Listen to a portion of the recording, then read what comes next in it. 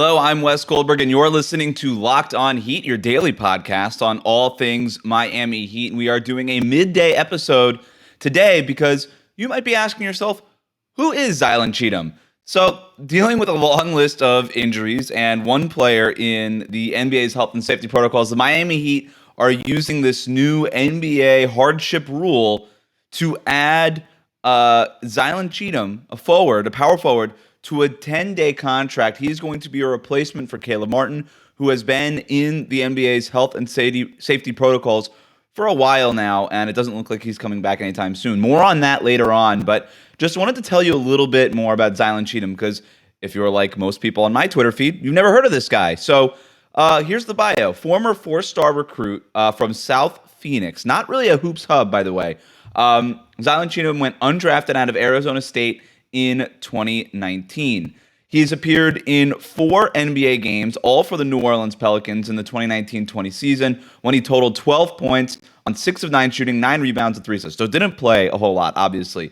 This season, in 13 games in the G League, Cheatham averaged 14.2 points on 49.1% shooting, almost 43%, 42.9% from three-point range, 10.4 rebounds, 1.8 assists, 1.2 steals, 0.6 blocks. This guy projects as a sturdy power forward, sort of like PJ Tucker, very much in that mold. But here's the weird thing.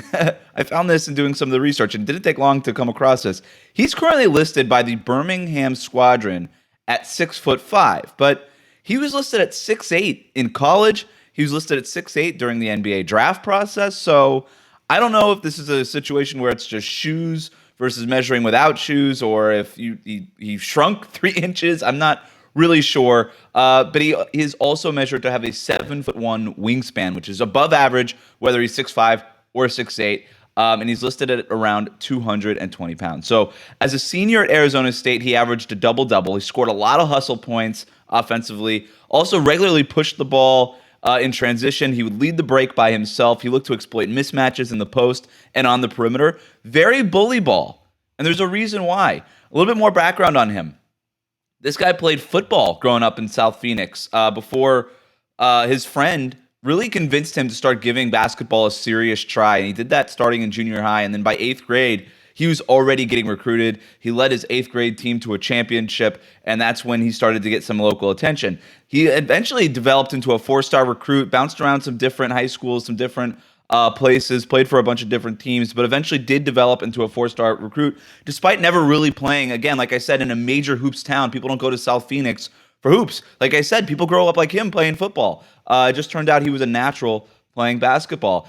Ends up choosing San Diego State, which is local enough, San Diego to Arizona, to Phoenix, but he did have to redshirt his freshman year after breaking a bone in his left foot. After 2 years, he decides to transfer from San Diego State to Arizona State, where he could be closer to home, but he did also have to sit out another year because of, back then, you had the NCAA transfer rules, so you have to sit an entire year for an entire season. Then, under the guidance of Bobby Hurley, who's done really great work at Arizona State, he becomes he became a regular double-double threat. Things seemed to be coming together for Cheatham when, in December 2018, he was driving home from a loss to Princeton when he gets a call from his dad, and this is where you kind of have the tragic point in Zylan Cheatham's life. He gets the call from his dad. Cheatham's brother had been shot, his dad tells him. So Cheatham immediately goes to the hospital because it's local again, and he's waiting for hours, 4 hours, until eventually his brother passes away. So Cheatham decides to return to Arizona State, again, his hometown university, for a senior season that he dedicates to his brother. That year, he helps Arizona State advance to the NCAA tournament and get its first March Madness win since 2014. Cheatham tells Sports Illustrated in this great profile of him by Kayleen Jones that, quote, it was almost like a fairy tale ending to my story. To end up back home where I'm from, Cheatham told Sports Illustrated, again, I'll have the link to this profile in the show notes if you want to read it. Quote, looking back, it was a great journey, but it wasn't always as easy as it seems.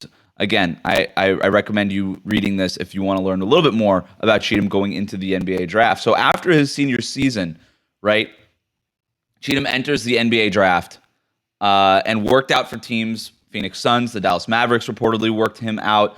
And while his talent was clear, he was already 23 and a half years old. So whatever measurables, whatever statistics you want to talk about, few measurables, few numbers have a greater impact on a player's draft stock than age. And when most top players are coming out as one and done kind of guys at 18, 19 years old, when you're 23 and a half years old, like Cheatham was, organizations are going to dock you a little bit. You're not 18, you're not 19, you're not early on in your process where organizations are able to mold you. At 23 and a half, you just don't have as much potential. At least it's viewed as an 18 or 19-year-old. So he goes undrafted, bounces around the G League for the better part of 3 seasons before getting this opportunity with Miami Heat.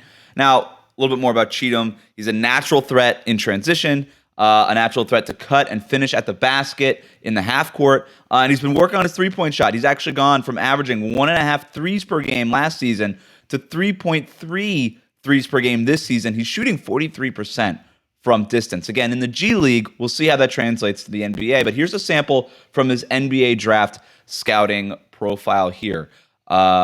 Defensively, extremely versatile defender who has all the athleticism and mentality to provide value in a variety of ways. High energy rebounder with a nose for the ball.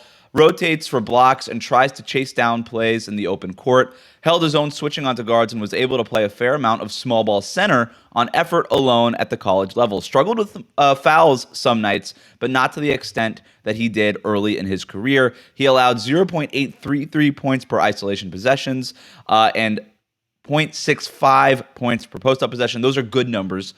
Still learning how to hone in his energy on the perimeter and leave himself a cushion against quicker guards, but embrace challenges all season. So that's how he projects defensively. Now, looking again at his profile and all these measurables and all these things, his background, he's going to be a defensive guy, I think, early on, with an opportunity to get to the basket in transition, maybe cut in the half-court setting. Maybe guys like Kyle Lowry and Tyler Herro can find him on backdoor cuts to the basket. This is everything that he's going to have to do. And all Cheatham still needs to learn to focus his energy and prove he can be a weapon on offense at the NBA level. But at 26 years old, he's got the tools, right? The other takeaway from all of this, okay?